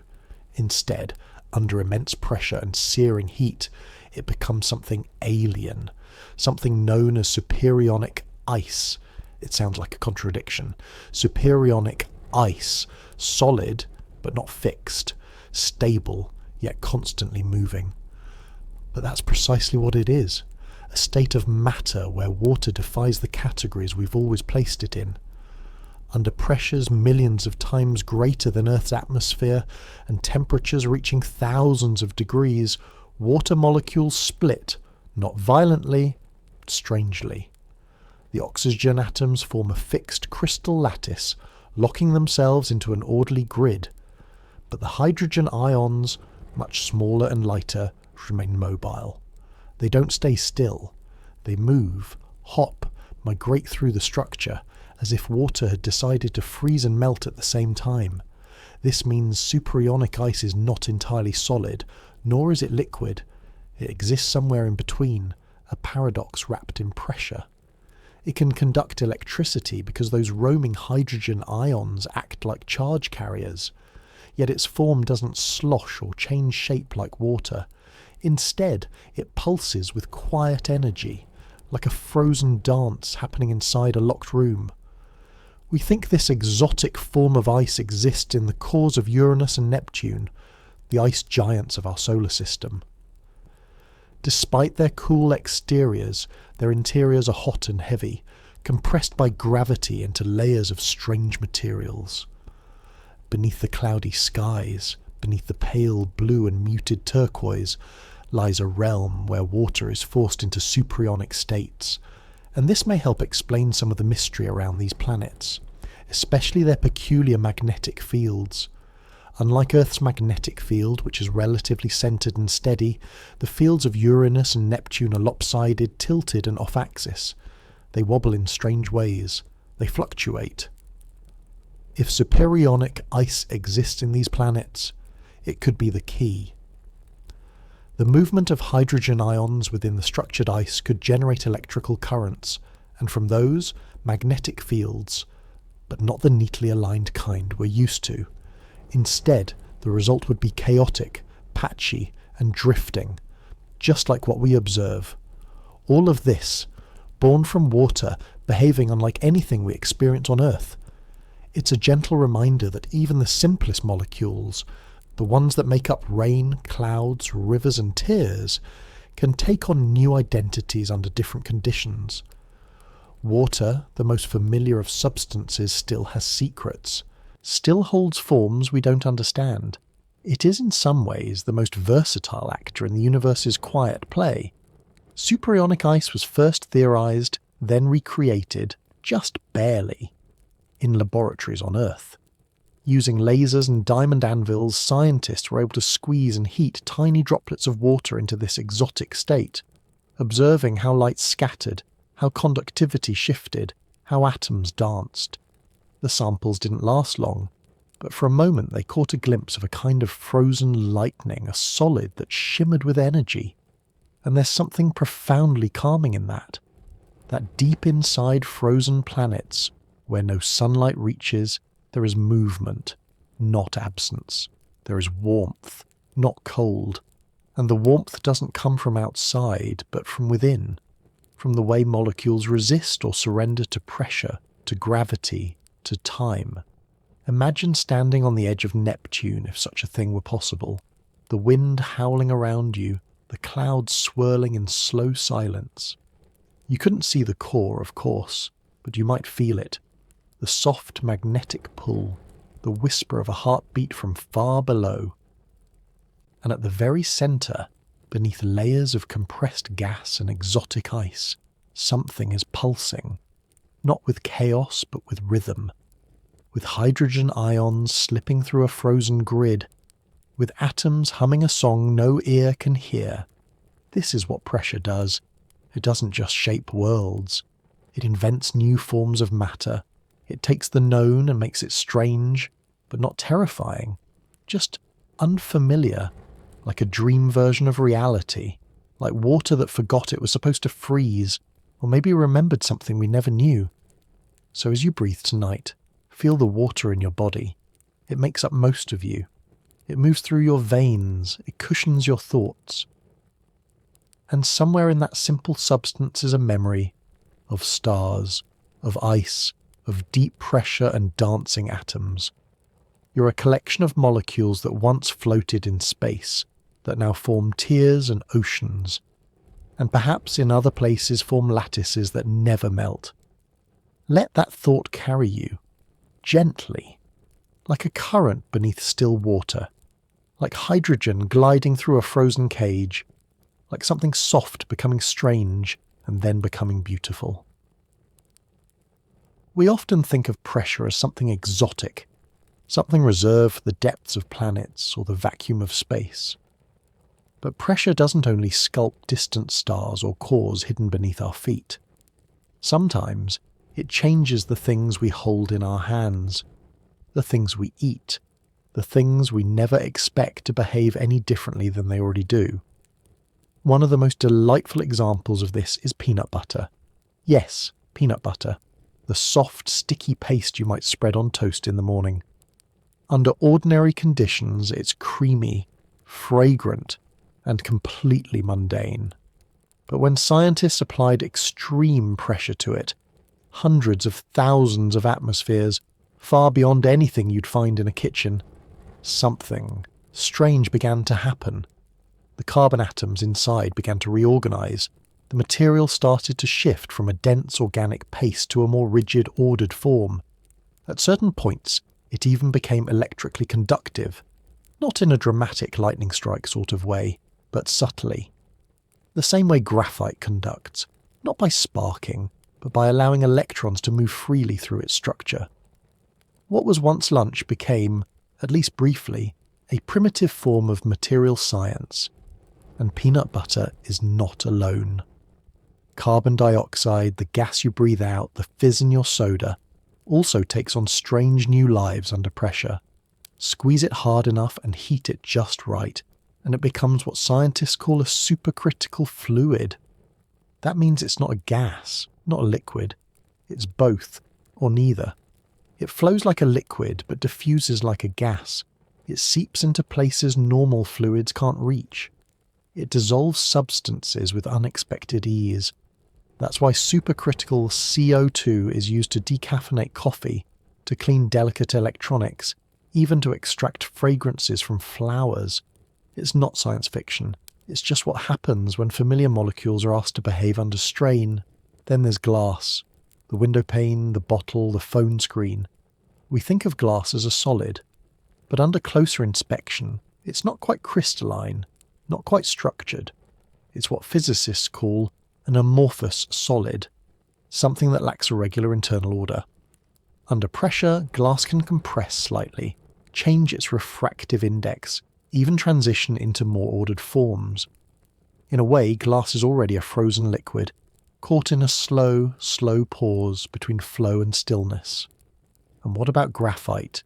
The very same material we met earlier, the one used in pencils.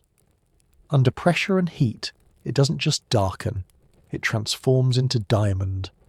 The loose sheets of carbon atoms fold inward, bond tightly, and form a crystal that refracts light instead of absorbing it. That kind of transformation isn't just beautiful, it's a lesson. That even something soft and flaky can become hard and brilliant when it's rearranged under the right conditions. Pressure doesn't just change the deep or the distant, it also unmasks the magic inside the ordinary. In laboratories all over the world, researchers are placing tiny samples of everyday substances into high-pressure chambers. Flour, chocolate, oils, plastics, gases. They're watching how the molecules twist and fold, how the properties shift. In some cases, they find new phases. In others, they stumble upon entirely new materials. Often, they learn how substances break down, and sometimes how they come together more strongly. And this isn't just theoretical. Understanding how materials behave under stress helps us build better spacesuits. It teaches us how to design electronics that work on other planets. It informs how we manufacture memory foam, high-strength glass, and even artificial diamonds. But beyond the science, there's a soft truth here, one that hums beneath the data. It is that change doesn't have to be violent. That transformation doesn't always require fire or destruction.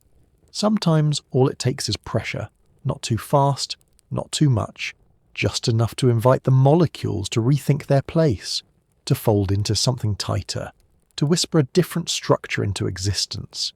It's not unlike what happens to people. We live our lives as one thing, until something presses in, a loss, a choice, a challenge.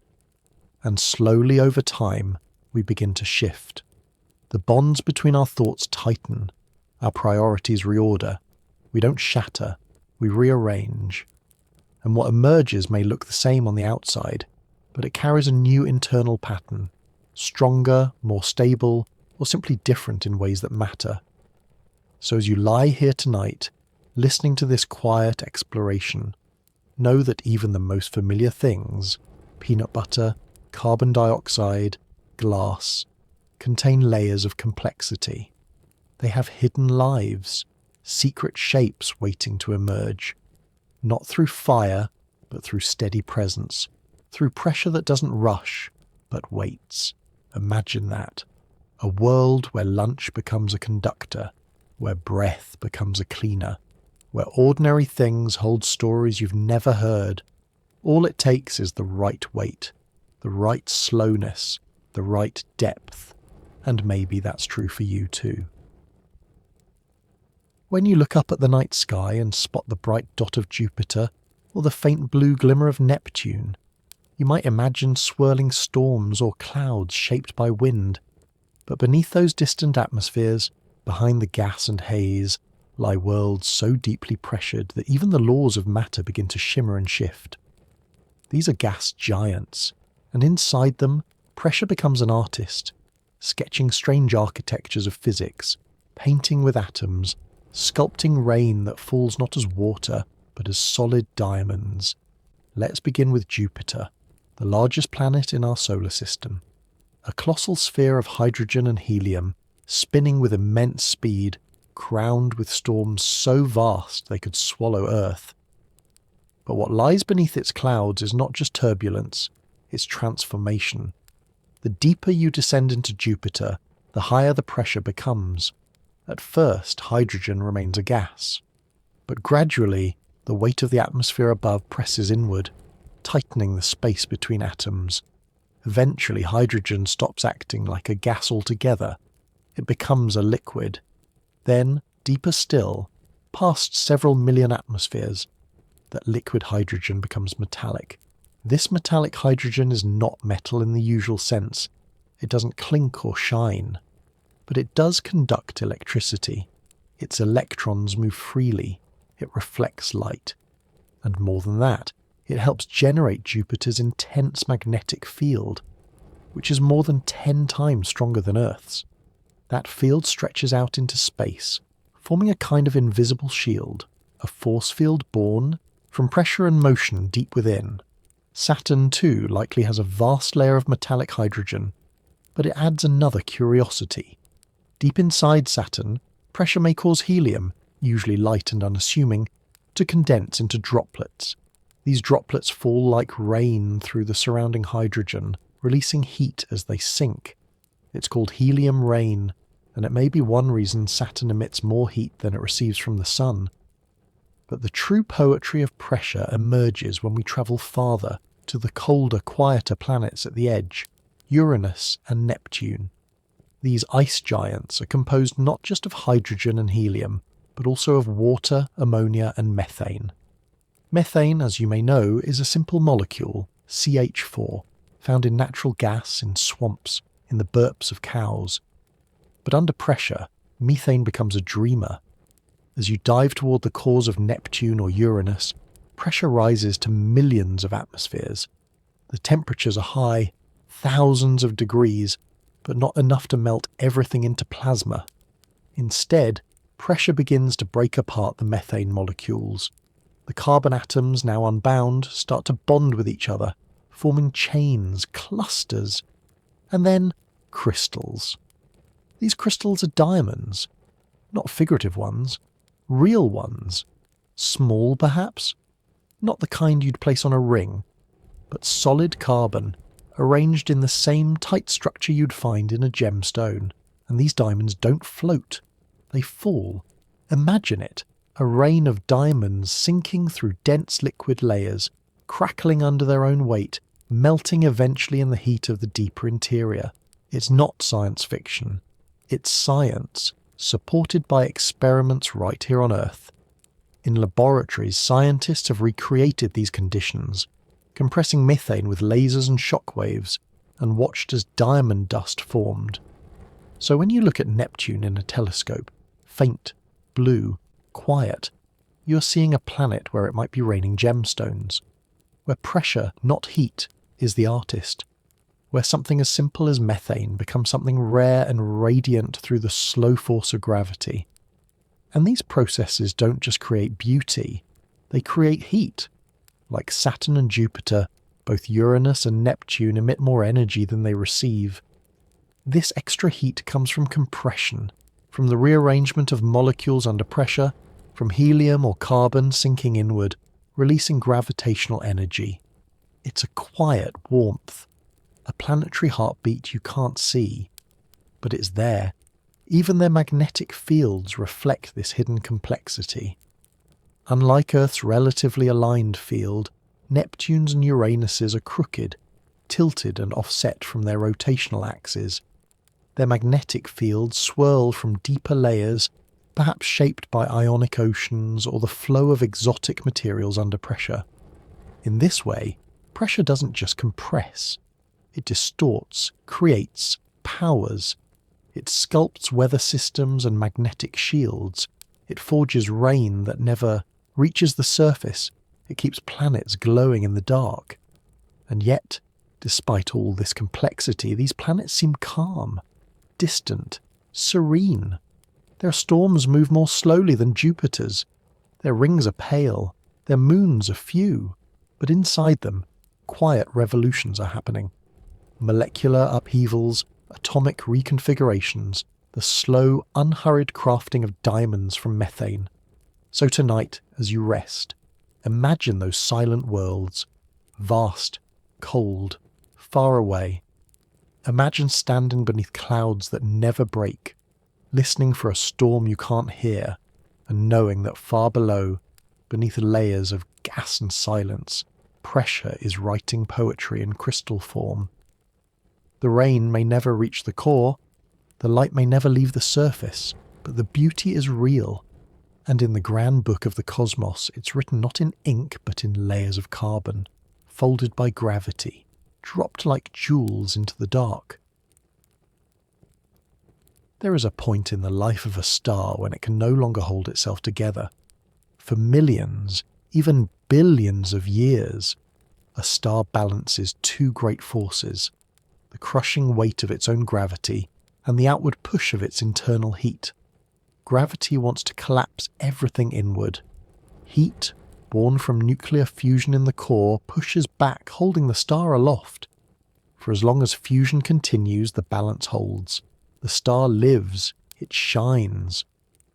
But when fusion runs out, when there's no more hydrogen, no more helium, no more fuel to burn, gravity wins, and the star begins to fall inward. What happens next depends on how massive the star was to begin with. Some fade gently into white dwarfs, glowing embers that cool over billions of years. But others, the larger ones, end not with a quiet sigh, but with a detonation, a supernova, an explosion so bright it can outshine entire galaxies, so powerful it sends matter scattering across light years. And at the centre of that explosion, what remains is a core that has collapsed, not into a black hole, not yet, but into something almost as strange, a neutron star. To understand a neutron star, you must imagine matter as it has never been before. Inside a typical atom there is mostly empty space. A tiny nucleus sits in the centre, made of protons and neutrons, and electrons whirl around it at great distances relative to their size. Most of the atom, most of matter, is vacuum, empty. But in a neutron star, all that space is gone. When a star collapses into a neutron star, the pressure becomes so intense that electrons are squeezed into protons, forming neutrons. The atom vanishes. What remains is a sea of neutrons, tightly packed, motionless, dense beyond imagining. The result is something called degenerate matter, a state in which particles are so tightly confined they can only resist further collapse because of quantum rules, not physical structure. It is hard to describe just how dense this is. A single teaspoon of neutron star material would weigh more than Mount Everest. Not metaphorically. Literally. A teaspoon. More than a mountain. This isn't just compression. This is the end of matter's ability to resist. And yet, even here, there is beauty. Some neutron stars spin rapidly, hundreds of times per second. These are called pulsars, and they beam radiation from their magnetic poles like cosmic lighthouses. If those beams sweep past Earth, we detect them as precise pulses of radio waves, like the ticking of a distant celestial clock. So stable are some pulses that they rival atomic clocks in their consistency. Others exist in binary systems drawing matter from nearby stars, releasing X-rays, and dancing a slow gravitational ballet. Still others drift silently, cooling, dimming, invisible except to those who know where to look. The crust of a neutron star, if it can be called that, may be just a few centimetres thick. Beneath it, there is no shell, no mantle, no core in the traditional sense, just neutrons, and perhaps deeper down, even stranger things, exotic particles, hyperons, or quark matter, a soup of fundamental bits freed from their usual prison inside protons and neutrons. And yet, despite this incomprehensible interior, neutron stars are small, no larger than a city, about 20 kilometres across. They're tiny compared to the stars they once were, but their mass is nearly the same. That's why they're so dense. It's like shrinking the sun down to the size of Manhattan. Their gravity is immense. On their surface, a dropped object would fall, not gently, but accelerate to millions of kilometres per hour in a fraction of a second. The escape velocity, the speed needed to leave the surface, is nearly half the speed of light. And yet they're not black holes. Not yet. Something still holds. The neutron degeneracy pressure, a kind of quantum resistance, still fights against total collapse. It's the last stand of matter, the final barrier before the abyss. So tonight, as you lie in your own field of gravity, small and soft and safe, imagine this other kind. Imagine a star that has died but not disappeared. One that spins in darkness, beams in silence, and carries the weight of 1,000,000 mountains in a space the size of a small town. It does not burn, it does not breathe, but it remembers what it was. And in that memory it pulses, over and over again, a signal across the void. Neutron stars are not monsters, they are remnants, sculptures made of gravity and memory. And their existence is proof that even after collapse there can still be structure. After the end there can still be rhythm. After pressure reaches its peak, something can still hold, if only barely. They are not the last chapter of a star, but they are perhaps the most poetic one. There is a boundary in the cosmos where pressure is no longer a shaping force but a swallowing one.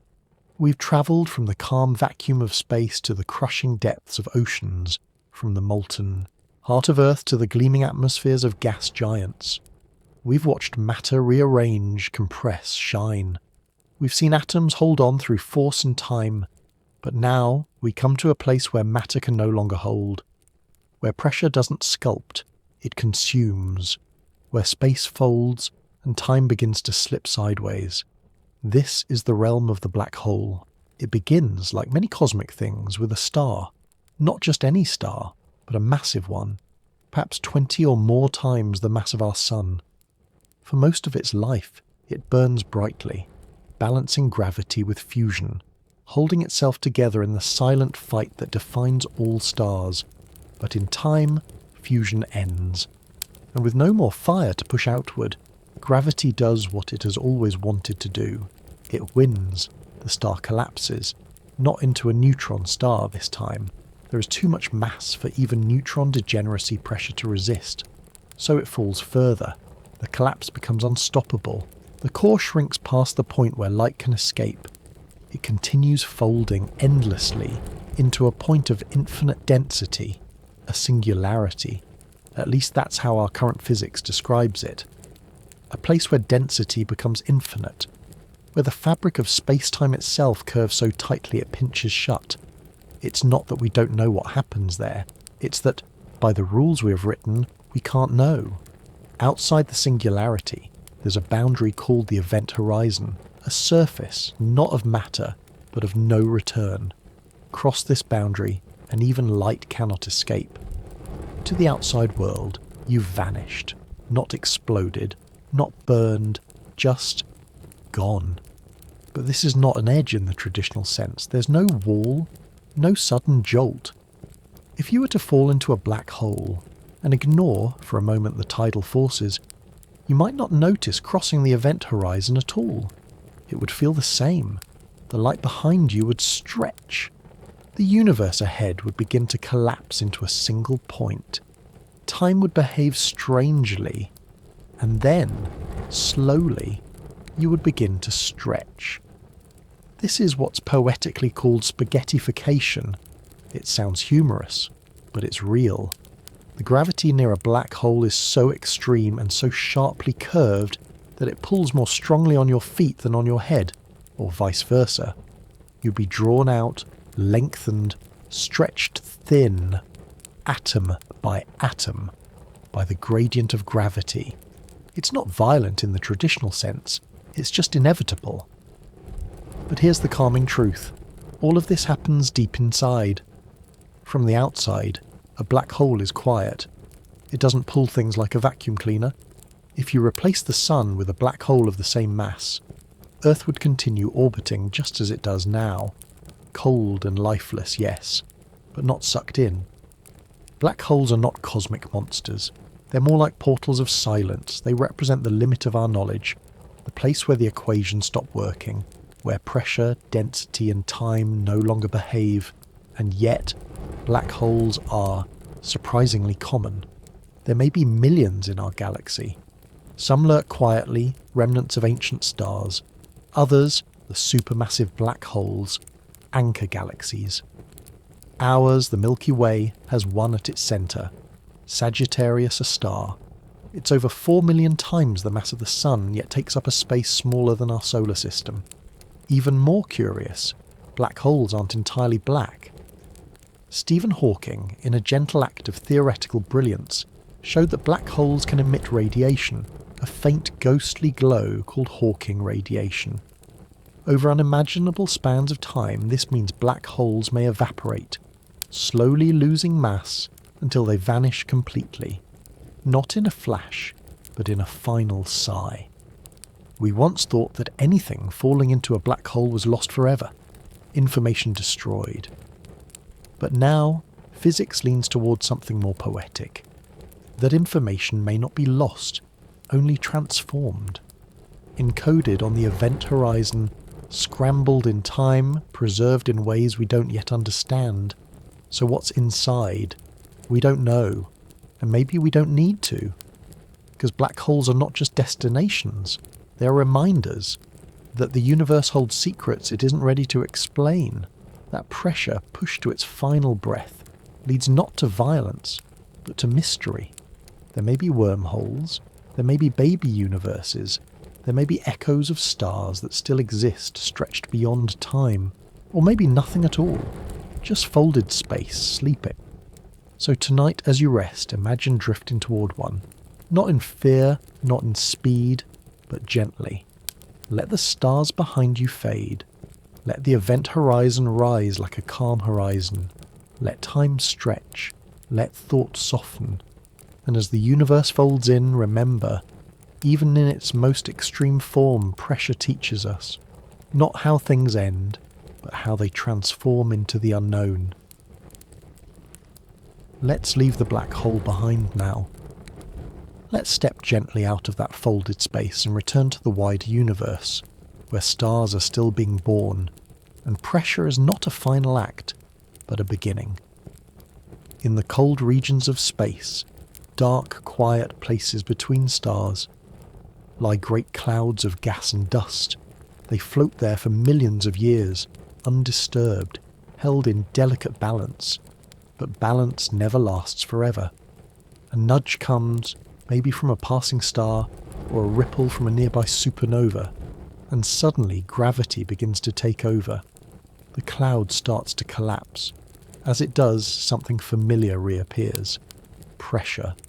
The weight of the cloud itself pushes inward, tighter and tighter, until the core of the cloud becomes hot and dense enough for hydrogen atoms to begin fusing. That's when the miracle happens. A star is born. Fusion is not an explosion.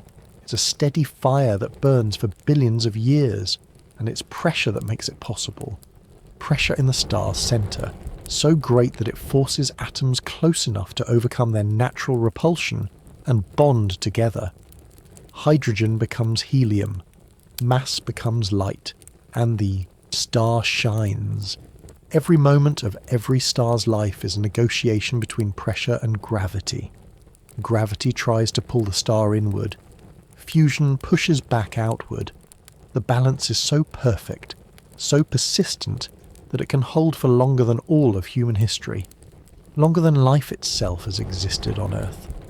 But pressure doesn't just sustain stars, it shapes what stars become.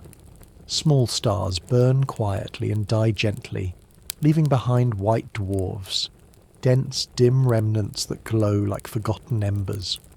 Larger stars explode in supernovae and become neutron stars or black holes. The more mass, the greater the pressure, and the stranger the outcome. And in the process, stars create everything. Hydrogen and helium were made in the Big Bang, but everything else, carbon, oxygen, iron, gold, was born in the cores of stars, forged in pressure, blasted into space by supernovae, scattered across galaxies, and over time, those scattered atoms gathered into planets, into oceans, into life. You are made of these atoms. The iron in your blood was formed under pressure in a star that died long before Earth was born. The calcium in your bones, the carbon in your breath, the oxygen in your lungs, all were made in the high-pressure crucibles of ancient suns. You carry in you the memory of cosmic compression, the evidence of pressure written in molecules. And Earth too carries this story. Our planet formed from debris that circled the young sun. Dust and gas and rock collided, fused, melted. Gravity pressed inward, forming a sphere. The centre grew hot, metal sank, the crust cooled. And in that structure, built entirely by pressure, life began. Even now, pressure is what keeps Earth alive. The core's heat, driving plate tectonics, the atmosphere's pressure, allowing water to remain liquid, the blood pressure that pushes nutrients through your body. Every system that sustains life is one shaped by forces pressing in and pushing out, finding balance. In this way, pressure is not a destroyer. It's a sculptor. It carves valleys. It builds stars. It fuses atoms. It creates diamonds. It crushes matter into memory. And in the most quiet, patient way, it makes meaning out of chaos. It does not rush. It does not need to be seen. But its fingerprints are everywhere, in the curve of a planet, in the glow of a sun, in the heart of every cell.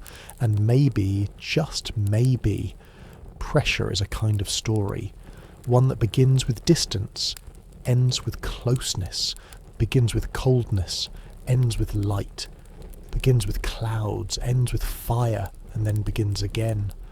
There are stars being born right now, not far from here, in the cosmic sense, in the Orion Nebula, in distant galaxies, in clouds of gas invisible to the eye, and every one of them is the result of collapse and resistance, of gravity and heat, of pressure building just enough to start the fire, and not too much to smother it. So tonight, as you breathe, the air pushing gently into your lungs, the blood flowing softly beneath your skin, remember that pressure is not something to fear.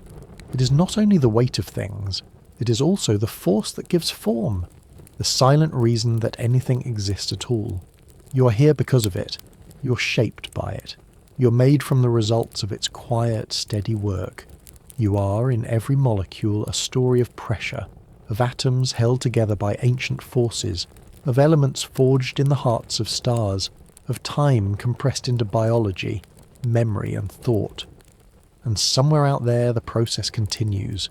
Stars live, stars die, new ones rise, planets form, and the same pressure that built you continues its gentle work, on scales too vast to grasp, in places too distant to reach, in moments too slow to notice. But all of it matters. All of it is connected, and all of it begins with a quiet force that whispers, "Hold together." There's something comforting about weight. Not the burdened kind, not the kind that presses you down with expectation or fatigue, but the quiet kind, the kind that keeps your feet on the ground, that holds your bones in place, that wraps around you at night, like a blanket pulled snug against the cool. That's pressure too, but it's the kind we rarely notice, the kind that just is. Right now, even as you lie still, the world presses gently on you.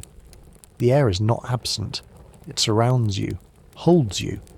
One atmosphere of pressure, exactly enough to keep your lungs filled without effort, to keep the fluid in your blood from boiling or freezing, to keep your eyes soft, your heart calm, your breath rhythmic. Your body knows this pressure. It has known it since birth. It has adapted to it in every cell.